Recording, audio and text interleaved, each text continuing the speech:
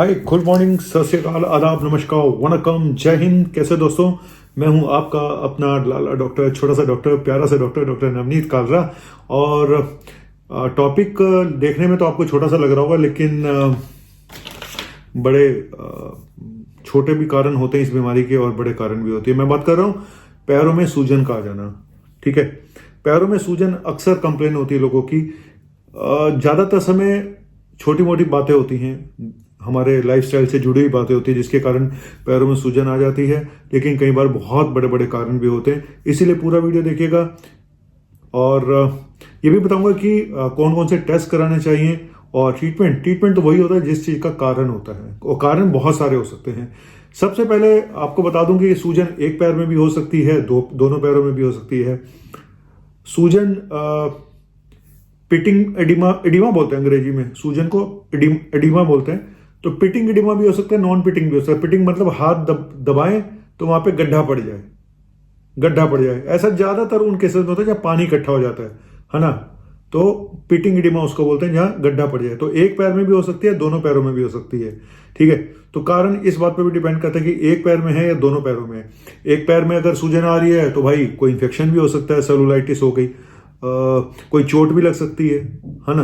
कोई क्लॉट भी हो सकता है एक पैर में, जिसको डीप वेन थ्रोम्बोसिस बोलते हैं। उस वजह से भी एक पैर में और टांग में सूजन आ सकती है।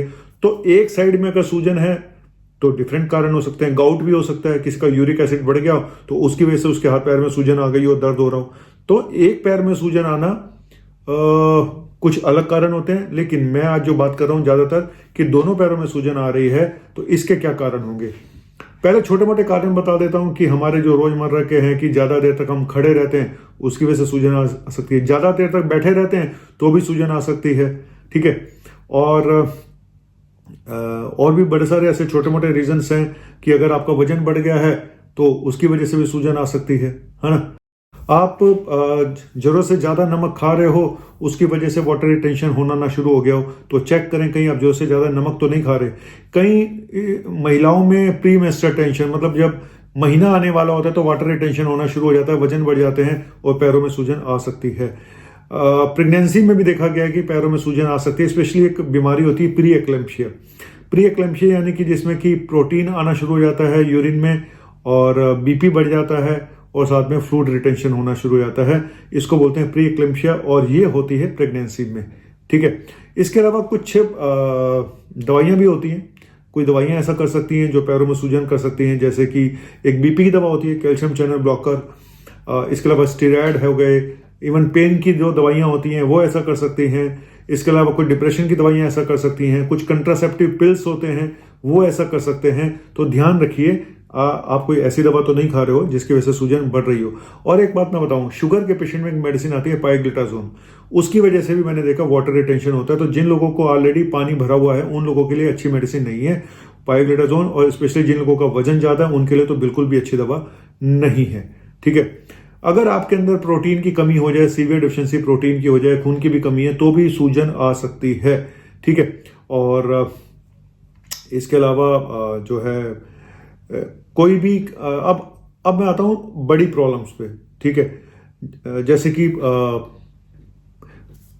कोई भी अगर पानी भरता है बॉडी में, कोई रिटेंशन होता है, वाटर रिटेंशन, पैर में सूजन आती है, तो 3 बड़े कारण हो सकते हैं कि कहीं लीवर में कोई प्रॉब्लम ना आ गई हो, सिरोसिस ना हो गई हो, किडनी फेलियर ना हो रहा हो उसकी वजह से सूजन आ रही हो, हार्ट फेलियर ना हो रहा हो, हार्ट की मसल वीक ना हो गई हो। तो इसलिए ये 3 बड़े कारण हमेशा रूल आउट करने चाहिए जब भी पैरों में सूजन हो।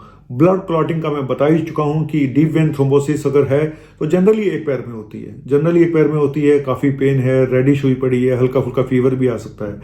इन्फेक्टिव सेलुलाइटिस भी मैं बता चुका हूं कि पैर में अगर इन्फेक्शन हो जाए तो उसकी वजह से भी सूजन आ सकती है। तो उसमें पेन काफी होगा, फीवर होगा, है ना।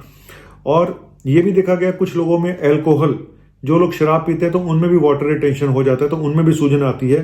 तो मैं तो इसलिए पीता ही नहीं। हाँ, सच में मेरे साथ भी होता था। जब मैं कभी एक आध बार एक घूंट लगा ले साकी, फिर देख होता है कि कभी आज से 10-15 साल पहले कभी अगर एक घूंट लगा ली तो अगले दिन फेस ना गोलगप्पा बना हुआ होता था। मतलब होता है भाई वाटर रिटेंशन। वीनस इनसफिशिएंसी मतलब कि आपके पैरों का ब्लड सर्कुलेशन पुअर हो चुका है, वीनस इनसफिशिएंसी बोलते हैं। तो ऐसे लोगों में भी देखा गया कि पैरों में सूजन आ सकती है। और कई बार पैरों में अल्सर भी बन जाते हैं, कई बार नई वेरिकोज वेन भी बन जाती हैं। ठीक है, तो ध्यान रखिएगा।